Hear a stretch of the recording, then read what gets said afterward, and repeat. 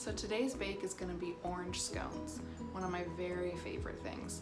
Orange scones are something I fell in love with in high school. My friend Jill always made them in the morning and they changed my world.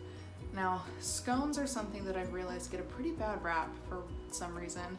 I've met so many people that tell me they don't like scones. And I think it's because there's just a lot of bad scones out there that turn out really dry, make you really just need a glass of milk.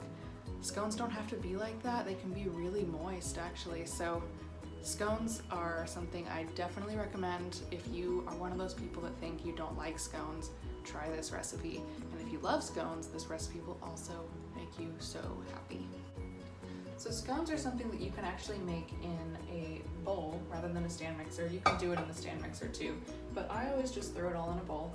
I'll start with the dry ingredients. I have 2 cups of all-purpose flour, 1/3 cup of sugar, a tablespoon of fresh orange zest, and then do a tablespoon of baking powder,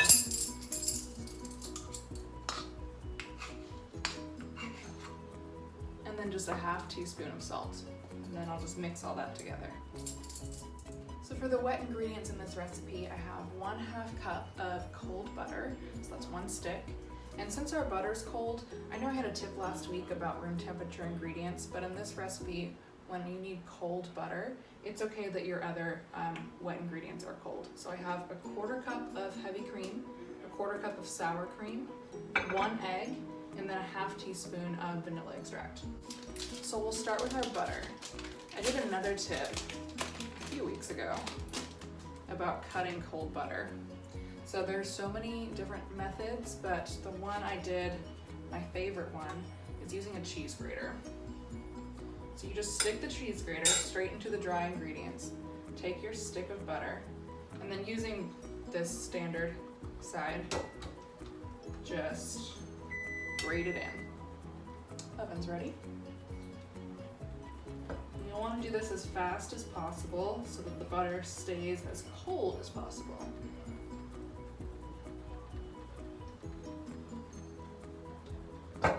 So now that the butter is grated, you can actually just take a spoon and stir it in.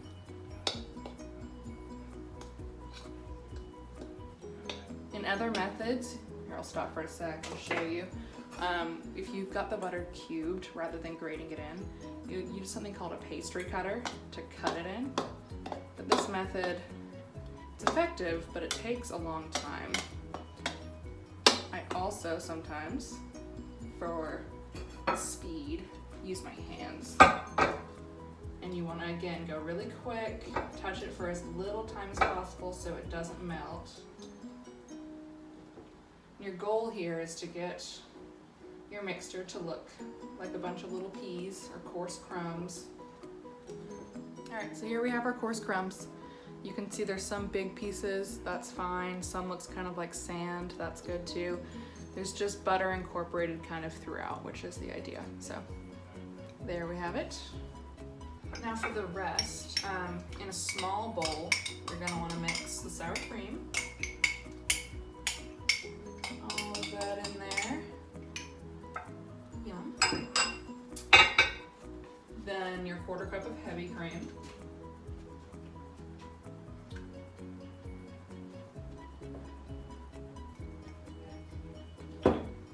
Egg.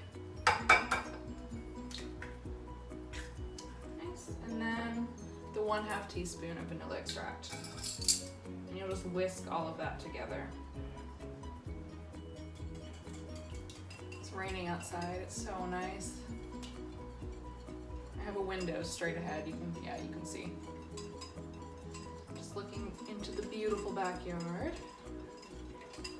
Such a perfect place to bake.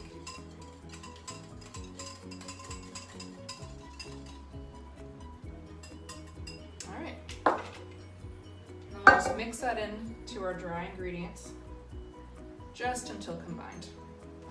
I'll just use a spoon. So what you're left with is going to be a bit of a shaggy dough. Just as long as all your dry ingredients are incorporated into the wet ingredients, you don't need it to all come together. You actually want it to be. a little bit apart like this. So there. So now you want to put some flour, just a light flouring, on your surface. That should do. And then just pour your dough on top.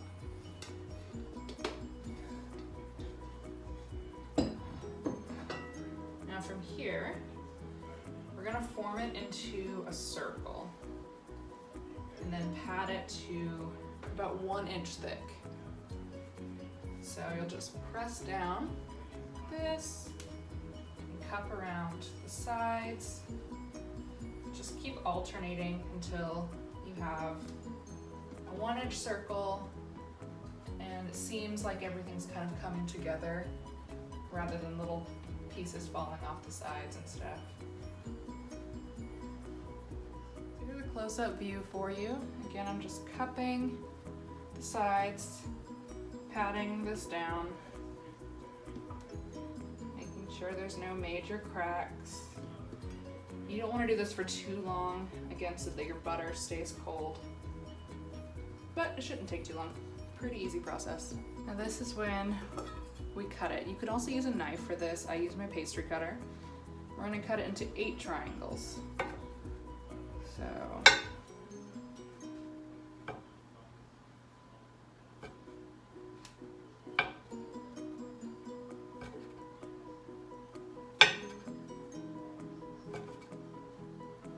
ta-da.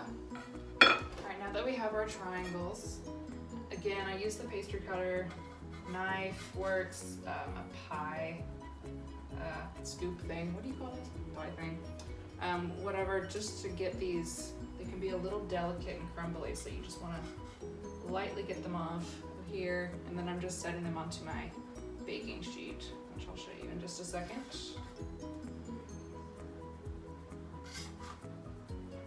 All right, so here are the scones, just a little bit spaced out on the pan. Now if you look closely, you can see hopefully some little chunks like here of butter. That's a good thing. You definitely want to see that. That means your butter is cold enough.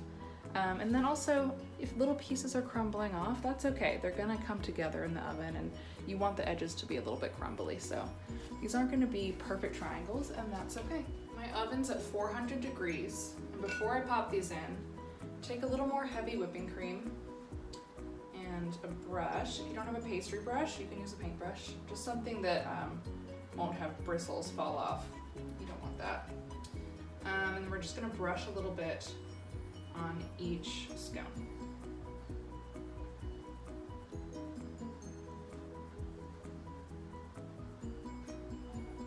All right, now they're ready to go in the oven. They're gonna go in, again, at 400 for about 15 minutes or until they are a nice golden brown on top. All right, now that the scones are out of the oven, smelling amazing. Here's a little view of them. I'm gonna let those cool, and while they're cooling, I'm gonna whip up a little glaze to go on top. When I zest an orange, I like to keep the zester facing up, and it just keeps all the zest safe. It's not falling everywhere. And then when you have all that you need, or think you need, you can just take your finger, slide it into your bowl. Zest. I feel like orange is another thing that people don't really like in their baking. Another thing I don't understand. It's so good. So if you're one of those people that doesn't like orange in their baked goods, try these. They might change your mind. So for the glaze, in a small bowl, pour 3 tablespoons of melted butter, 2 tablespoons of fresh squeezed orange juice, a teaspoon of orange zest,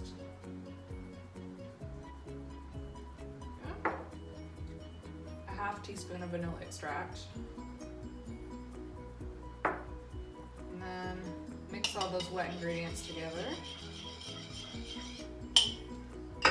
And then pour in 1 cup of powdered sugar. Mix together. Now you can see it's pretty runny still.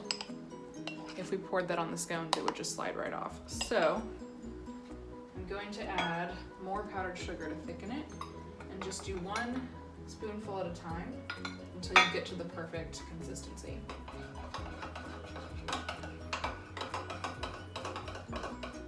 It'll probably be up to half a cup more powdered sugar.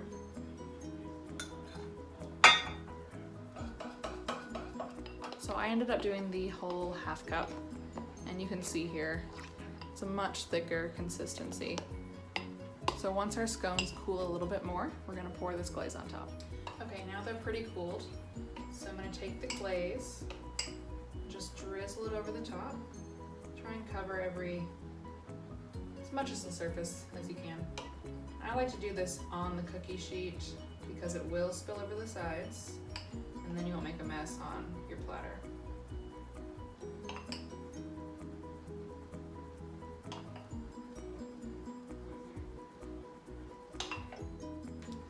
All right, scones are done. You can see all the layers in there, the fluffiness. It's so soft. And I think that they're even better the next day.